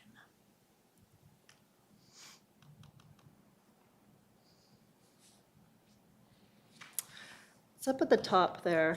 There we go, yeah, you have your I'm own gonna pointer. zoom Yeah. in here. So Metcalf Street, and then so because of the grade change, that's level with the rear and the back unit.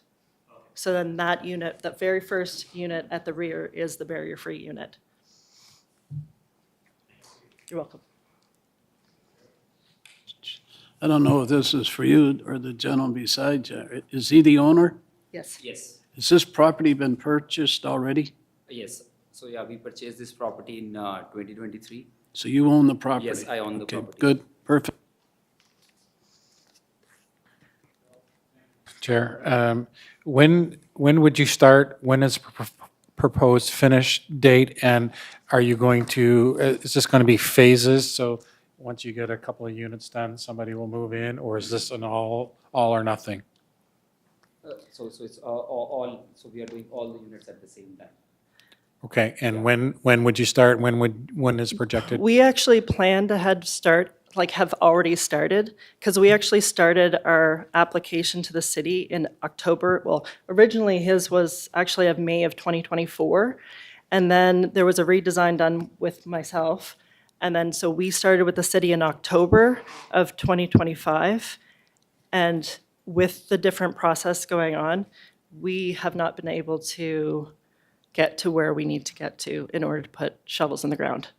Okay, and Yeah, just to add, in January, we were told, from the start of this project, we were always pushed back on the parking.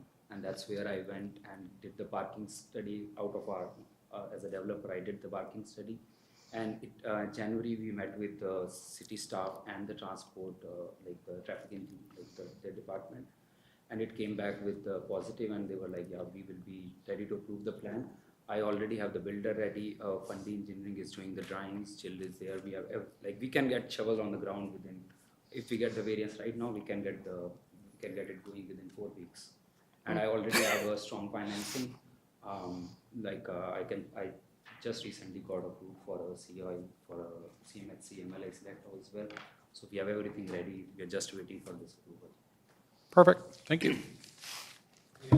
For the applicant at this time? Thank you. Is there anybody here that would like to speak for or against this application?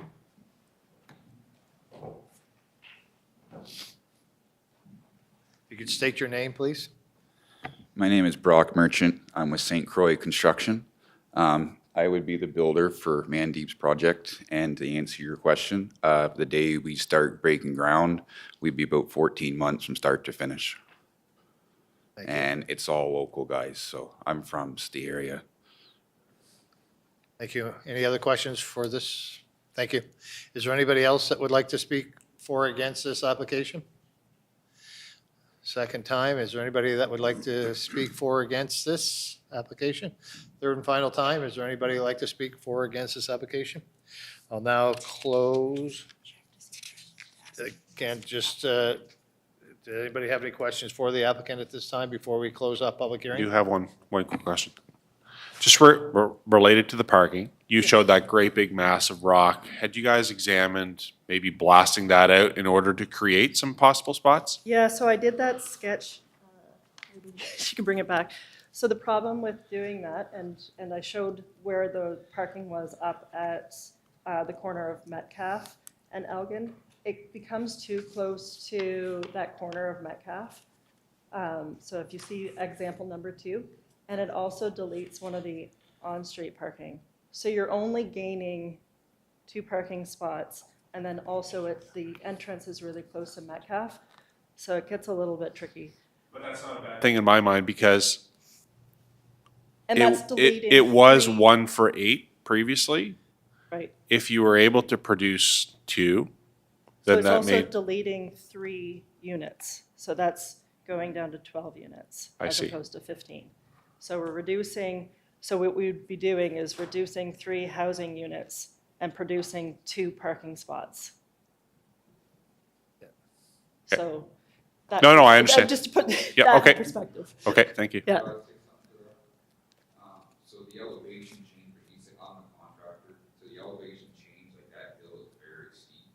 So if you, let's just say you had access off of Elgin Street, going straight in right there, right? You would have to put like a 10-foot retaining wall in the back where the other parking spot is, because, yeah, it's literally going up on the fence. You're retaining it, yeah, you would be retaining it, depending on what type of rock it is. Sure, okay. Yeah, it's just, you know, like if you took a drive out there, the hill is very steep, so you wouldn't It's a non-typical site. All All right, thank you. Any other questions for the applicant at this time? Just one more. It mentioned in the package that while it doesn't meet the bylaw, there was talks about 5 affordable housing units. Could you just talk about that a little bit? Yes. What the intent is So my client tried to get into the NB housing program. It is currently closed. So it is not open for new applicants at this time. So, but my client is using the CMHC MLI Select Affordable Housing Program with a commitment in writing and that tied to his mortgage for affordable housing. So it is a commitment in writing contractual with CMHC, a federal program showing affordable housing units for this project, and it will be 5.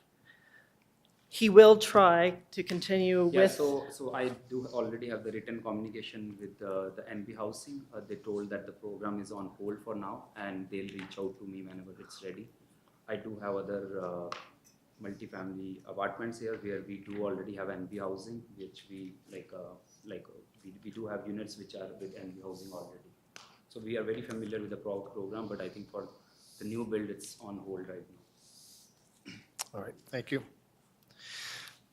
Thank you. At this point, I will, if there's no more questions for the applicant, I'll close off the public hearing and open it up for committee discussion. Question for city staff.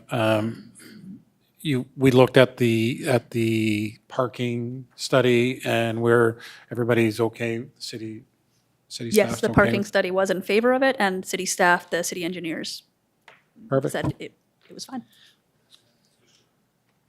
You guys have the same study? Yes, It no, was the same- they submit the study to us and we send it to our traffic engineers for review. I see, so the one that you gave us was the one that. Yes, so it was included in your package. Okay, That so it one was wasn't two reviewed by separate the ones. infrastructure engineers, everybody. All right, do I have a motion or more? Is there a motion already on the floor? No, I'll move it. I have a motion. Do I have a seconder? Terry? Question? All those in favor? Opposed? Passed unanimously. Thank you. Item 5.3. Just give me a second here. Let's open this one. Yeah.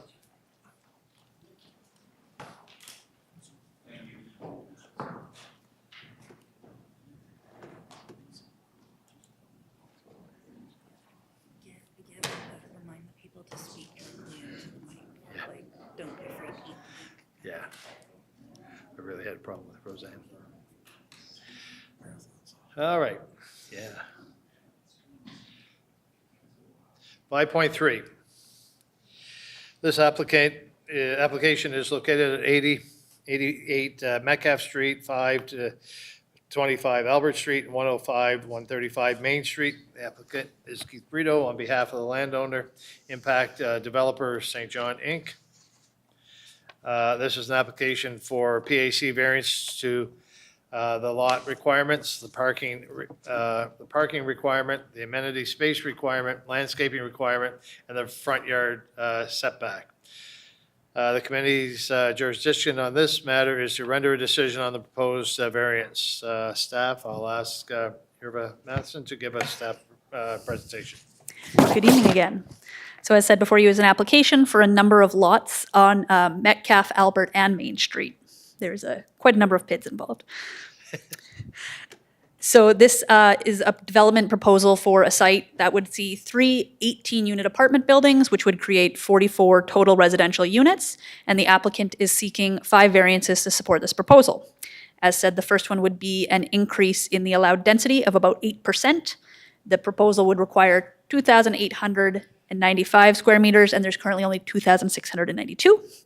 Then they're asking for a parking reduction of 19 stalls. There is 43 required, and they can provide 24.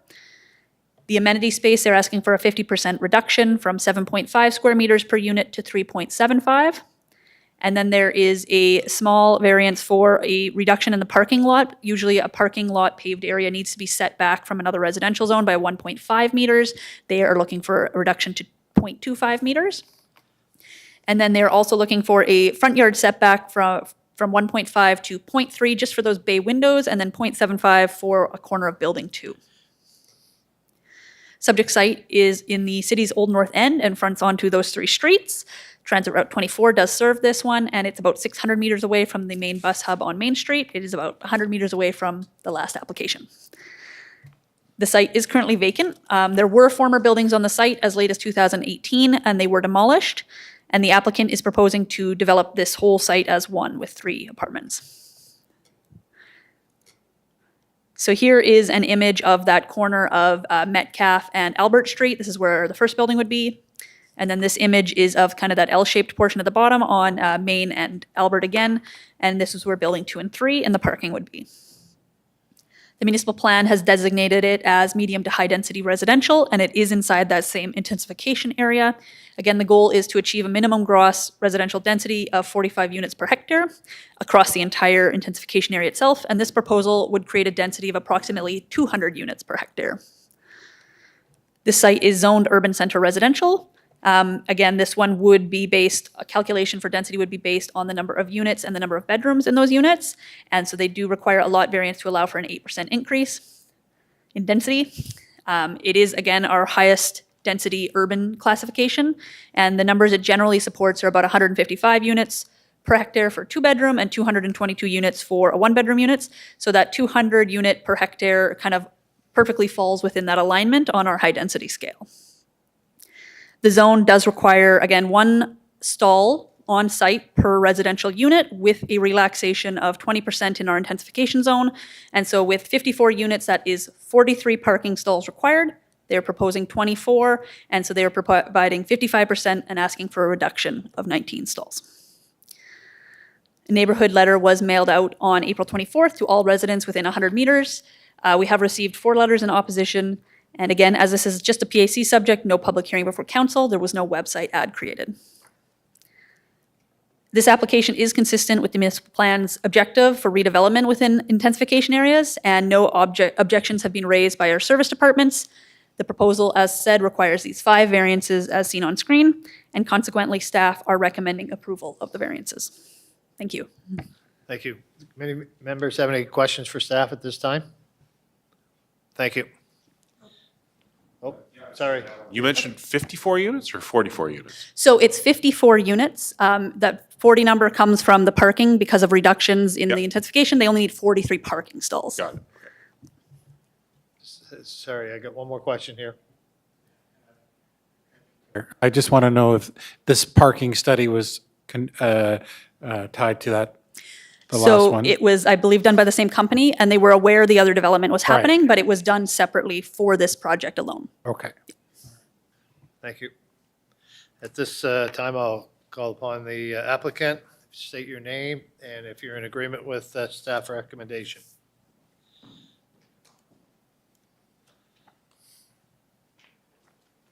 My name is Keith Brito, and I am in favor of staff's recommendation. And yeah, just to be clear, maybe to add a few comments, if that's okay, Mr. Chair. Yes. Yeah, well, our objective is obviously to try and keep the apartments as affordable as possible. There are 18 studio apartments and 15 one-bedroom apartments. There's 18 two-bedrooms and 3 three-bedrooms, but the reason I point that out is the city's bylaw for parking requirements is really on a per-unit basis versus per bedroom or per number of occupants in the building. So 54 units sometimes sounds like a lot of units, but if 2/3 of the buildings are one-bedrooms or studios, there's just going to be less occupants in these buildings than, say, a pure building that has a whole bunch of 2 bedrooms and 3 bedrooms. So I just want to kind of share that. Also, I grew up right on this block, actually, back in, well, the early to mid to late 90s, I should say. So it's quite a long time ago, but it's my backyard. We have purchased other properties in the area as well. I could just kind of share that because part of this is really, our objective is to try and keep the rents a little bit more affordable and help the community and do that through building, hopefully, more affordable housing. The density is important to us because it helps keep our cost down in terms of spreading out the cost across more units. We're trying to build this, excuse me, as smartly as possible. We did add balconies, as you guys probably noticed in some of the plans. That was per the city staff recommendation or suggestion to add some amenity space, which we did. We've maximized as many parking spaces as we could on the site as well. If we could fit more on the site, we would. The alternative is to eliminate units, which we think is not the best thing for the community and not the best thing for the project. We'd rather have more apartments, and we're also, just to add a little bit more, these are some modular buildings, so the objective is to build a little bit faster to address the housing crisis that we're in. Obviously, everybody's heard about modular construction in the last year or two from the federal government and the Prime Minister. So these are, modular buildings, and the objective there is to try and build them faster so there'll be less of an impact to the community. Plus, we obviously put more units on the market faster to help the housing crisis that we're kind of all talking about and hearing about. So I think that's probably all I would add at this point, and happy to answer any questions. I have a quick question. Are you building all three of these at the same time? That's not exactly the plan. The idea would be to build one at a time and phase them. So I think one of the questions earlier was when would, the project start? The soonest we would start, say, on this site, we've got a second building that we're about to start next month. We're actually building another building across the street. We're finishing as well, right across the street from this site. So we're finishing that next month. We're planning on starting hopefully by the end of this year. Worst case would be in the spring of next year in 2027. It would be a phased approach, one building at a time. Ideally, we would have one foundation and then have the modules arrive, start stacking the modules. After the first foundation's done, the second foundation would start, and then the third foundation would obviously start after the second one. So the idea is to try and compress the timeline as much as possible and get these buildings built in about 9 months. Our builder, excuse me, thinks he can build these in 7 to 9 months. That would be our objective, is to try and get them built in a record amount of time. But the first building that we're just about finishing is probably 11, 12 months. Our objective is to try and get it down to 7 months. But I think it'll be about 9 months of building, and they will be staggered over probably a year and a half. Okay, thank you. Any other committee members have questions for the applicant at this time? Thank you very much. Thank you. Do we have any other questions that we'd like to ask city staff on this? Is there anybody from the public that would like to speak on this? Is everybody else? Second call, third and final call? Any last? So do we have any, before we close, because I'll have questions for staff, is there anybody else that have questions for the applicant or No, discussion on this? mine's for staff. I have a question for staff as well. Yeah, we'll close off public hearing at this point. And we'll open it up to staff. Questions for staff. Go ahead, Phil. Okay, so I just wanted to address the letters that came in. All of them are talking about the parking ban and in the winter.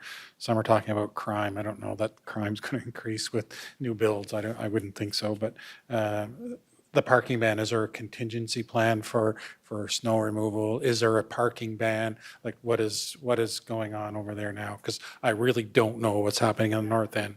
Like. Away and come back to you, but I'm not sure of the parking situation. I do know that our parking folks didn't mention it as any concern.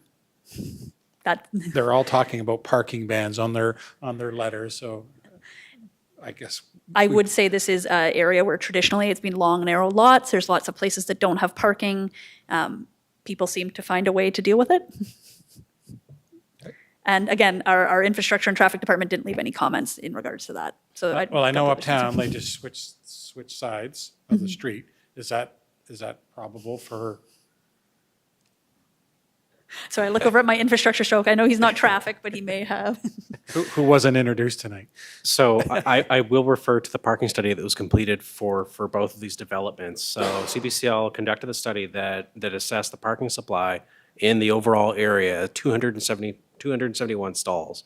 And so it was determined that the 85th percentile parking supply demand would be 230 stalls. So based on the report that was provided to us by these engineering professionals, all we can do is rely on this study, which indicates that there is adequate supply.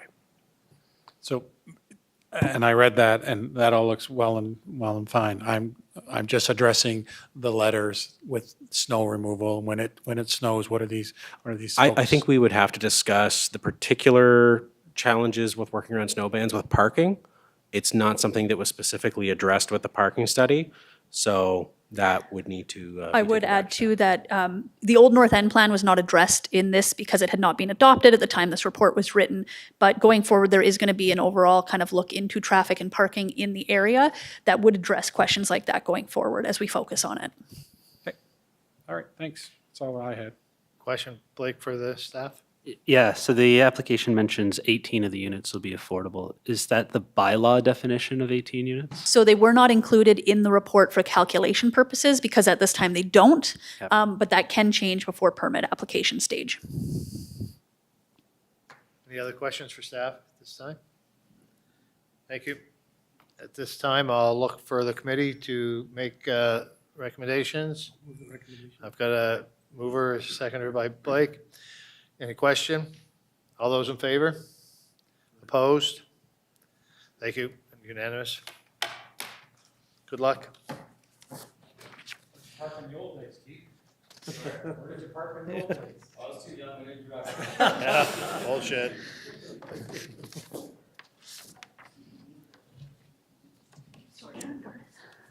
Application item 5.4.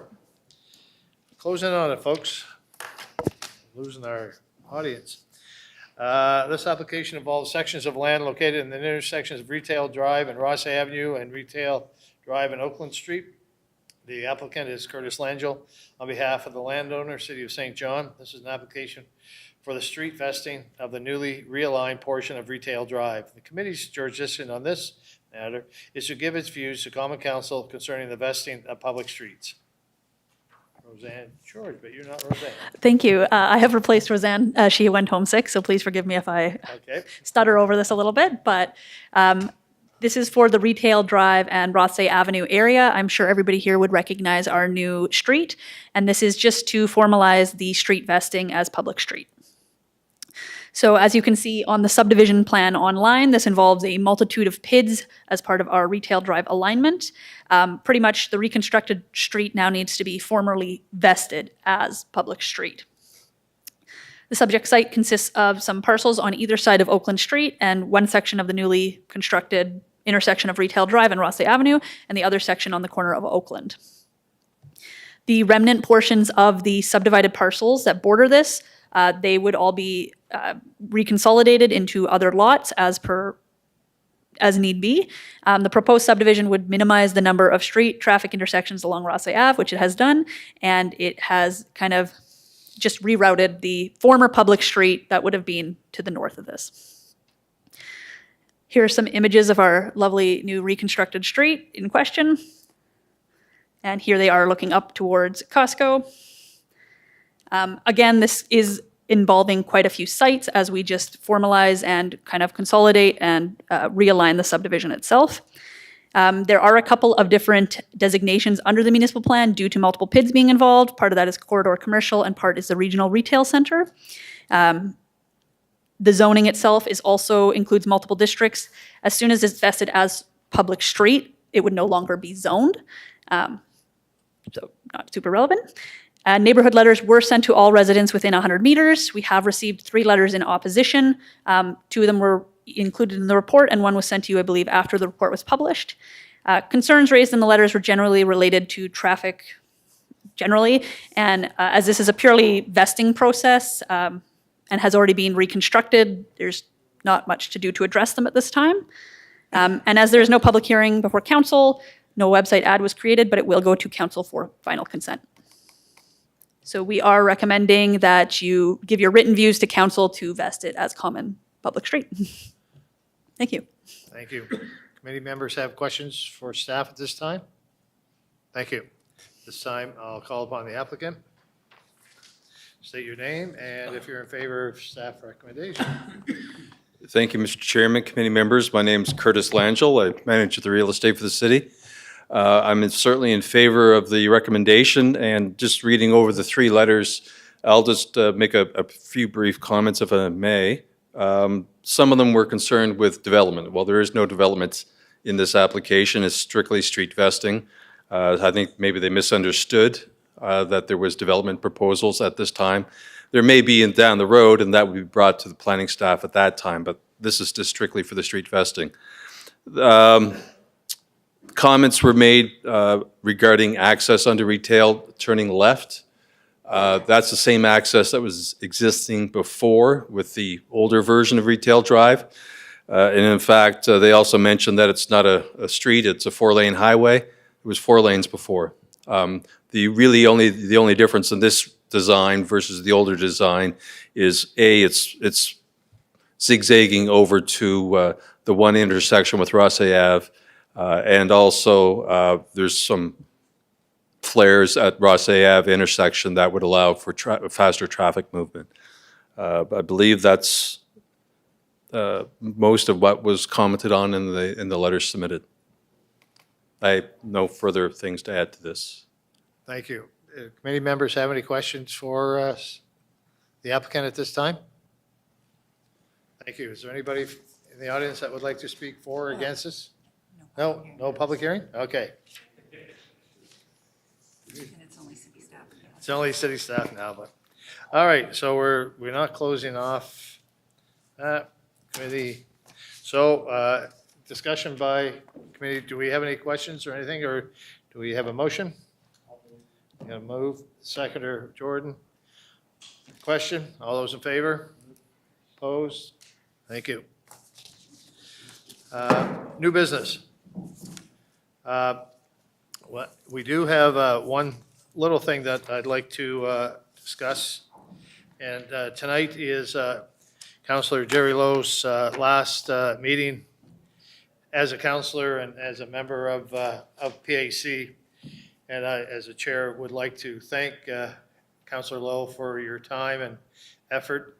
Always showed up on time and educated, always went to every site and was always outspoken or well-spoken.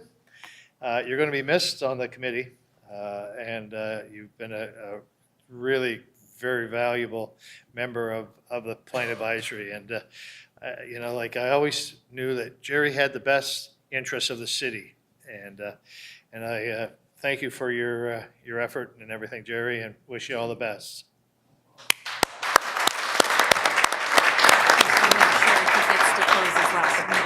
What's that? Make sure he gets to move the last. Yes. So, Jerry, on that, I'll let you have the last motion, which is the seconder. All those approve? Denied. Thank you. Great meeting, people. Sorry to keep you. 8 o'clock. 8 o'clock I thought- on a sunny day. I figured 8